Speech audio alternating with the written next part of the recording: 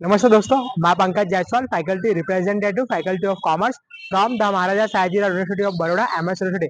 मैं आप सभी फ्रेंड्स को इन्फॉर्म करना चाहूंगा कि जिकास के पोर्टल पर जिस भी स्टूडेंट्स ने अपना ऑनलाइन एप्लीकेशन फॉर्म रजिस्टर नहीं किया था, तो उसके लिए जो सेकेंड राउंड का रजिस्ट्रेशन प्रोसेस है वो स्टार्ट होने वाला है, मास्टर्स और ग्रेजुएशन दोनों कोर्स के लिए। अब हम बात करेंगे जो भी स्टूडेंट्स एमएस यूनिवर्सिटी में मास्टर ऑफ कॉमर्स एमकॉम के कोर्स के लिए अप्लाई करना चाहता है, और बहुत सारे स्टूडेंट्स जो हमारे पुराने स्टूडेंट्स हैं कि जिन्होंने एमकॉम और पीजी डिप्लोमा कोर्स के लिए अप्लाई किया था, लेकिन कहीं ना कहीं वो लोग जो उनका सब्जेक्ट का सिलेक्शन है, डिपार्टमेंट का सिलेक्शन, उन लोगों ने और डिपार्टमेंट सिलेक्ट नहीं किए थे। तो इसकी मतलब कि जो इफेक्ट है वो काफी देखने को मिली थी। बहुत सारे स्टूडेंट्स ने सिर्फ एक ही डिपार्टमेंट सिलेक्ट किया था, अकाउंटिंग एंड फाइनेंशियल मैनेजमेंट, उसके अलावा और कोई डिपार्टमेंट सिलेक्ट नहीं किया था। तो जब एमकॉम का डॉक्यूमेंट वेरिफिकेशन हुआ, तो कहीं ना कहीं स्टूडेंट्स का जो नाम है वो accounting and financial management department में नहीं आया, लेकिन वो दूसरे डिपार्टमेंट के लिए एलिजिबल थे,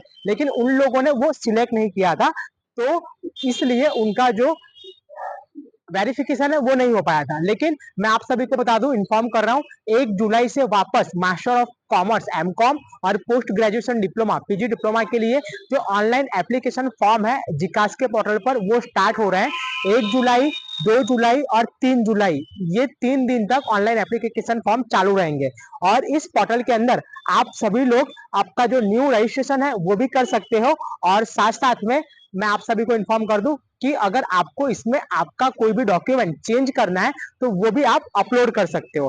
अब बात रही कोर्स सिलेक्ट करने की, तो आप सभी लोग जब लॉगिन करोगे आपके ऑल आईडी पासवर्ड से जिकास वाले, तो उससे लॉगिन करके अगर आप दूसरा कोर्स सिलेक्ट कर पा रहे हो तो आप सिलेक्ट कर देना। इफ अगर आपसे वो सिलेक्ट नहीं हो पा रहा है, क्योंकि जिकास के गाइडलाइन में लिखा हुआ है कि स्टूडेंट उसमें चेंजेस कर सकते हैं, तो अगर आप एमकॉम और पीजी डिप्लोमा के लिए जो डिपार्टमेंट सिलेक्ट करना चाहते हो, अगर आप लॉगिन कर रहे हो ऑल आईडी पासवर्ड से विकास के पोर्टल पर और लॉगिन हो जा रहा है, तो आप इजीली उसको सिलेक्ट कर सकोगे, और आपका जो फॉर्म है वो आप सक्सेसफुली उसको सबमिट कर देना और उसकी प्रिंट आउट निकाल लेना।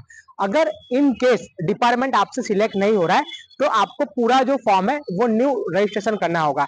न्यू फॉर्म रजिस्ट्रेशन करने के लिए एक बात याद रखना, आपका जो ईमेल आईडी है वो पुराना वाला इसमें एक्सेप्ट नहीं करेगा, तो आप दूसरी न्यू ईमेल आईडी बना लेना टेम्पररी के लिए, और वो ईमेल आईडी आपके मोबाइल फोन में कुछ मंथ तक एक्टिव रहने देना, क्योंकि एडमिशन की जो भी अपडेट है आपको उस पर मिलेगी। और जो मोबाइल नंबर है, अगर आपका जो मोबाइल नंबर आपने पहले रजिस्ट्रेशन किया होगा वो अगर एक्सेप्ट ना करे, तो आप टेम्पररी, अगर आपके पास कोई दूसरा फोन नंबर है या फिर आपके घर में से आपका जो घर का नंबर है या आपके मम्मी पापा का नंबर है वो एंटर कर देना। ये मैं ऑप्शन के तौर पे बता रहा हूँ वीडियो में कि ये आपको करना रहेगा। तो अगर आप न्यू फॉर्म अप्लाई कर रहे हो मास्टर ऑफ कॉमर्स एमकॉम और पोस्ट ग्रेजुएशन पीजी डिप्लोमा के लिए, तो आपको ये प्रोसेस करनी रहेगी। अप्लाई कैसे करना है वो तो आप सबको पता है, जिकास के पोर्टल पर आप सभी को लॉगिन करके सबसे पहले आपका प्रोफाइल है वो क्रिएट करना है, आपको आपकी आईडी बनानी है, उसके बाद में आपको एजुकेशन डिटेल फिल करना है, एजुकेशन डिटेल में आपको सब डिटेल डालनी है, और फिर जो फाइनली पेमेंट है 300 रुपीज वाला वो आपको कर देना है।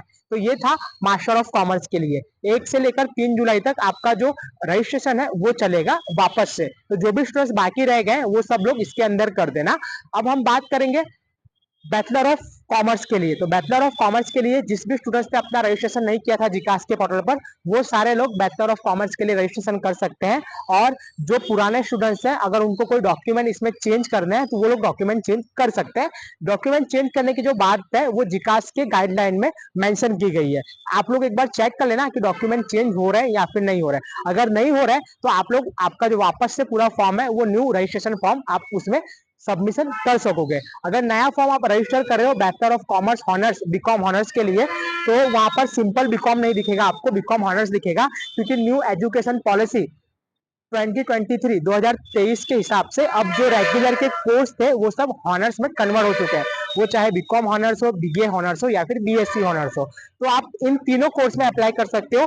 ये जो अभी पोर्टल ओपन हुआ है बीकॉम, बीए या फिर बीएससी हॉनर्स, सिर्फ जिस जिस कोर्स में एंट्रेंस एग्जाम होती है उसमें आप अप्लाई नहीं कर सकते, क्योंकि वो सारी एंट्रेंस एग्जाम हो चुकी है। तो बीकॉम के लिए जो डेट आई है अप्लाई करने की वो 4 जुलाई है, 5 जुलाई है और 6 जुलाई है, उसमें भी आपको 3 दिन दिए गए, 4 जुलाई से लेकर 6 जुलाई तक। तो वो जो पोर्टल है वो 4 जुलाई को शुरू हो जाएगा रात के 12 बजे के बाद। तो आप सब लोग आपका जो सेकंड टाइम जो रजिस्ट्रेशन है वो कर सकोगे उस पर। जिसका रजिस्ट्रेशन ऑलरेडी हो चुका है उनको इसमें कुछ नहीं करना है, जो लोग बाकी रह गए वो अपना रजिस्ट्रेशन इसमें कर सकते हैं। और साथ साथ में अगर कुछ चेंजेस करना है आपको डॉक्यूमेंट में, कैटेगरी में कोई सर्टिफिकेट अपलोड करना है, तो आप लोग ट्राई कर सकते हो। लेकिन अंडर ग्रेजुएशन बीकॉम, बीए और बीएससी के लिए स्टार्ट होगा 4 जुलाई 2024 को, ये बात आपको ध्यान में रखनी है।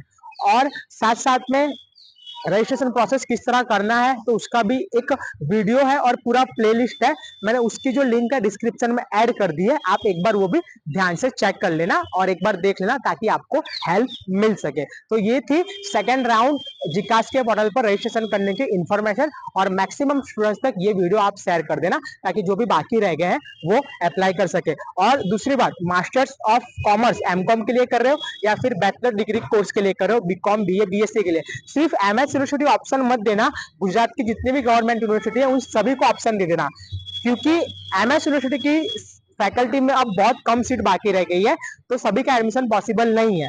तो अगर यहाँ पर नाम मिले तो दूसरी भी यूनिवर्सिटी आप प्रेफरेंस में डाल देना ताकि आपको वहां पर भी चांस मिल सके। नमस्ते।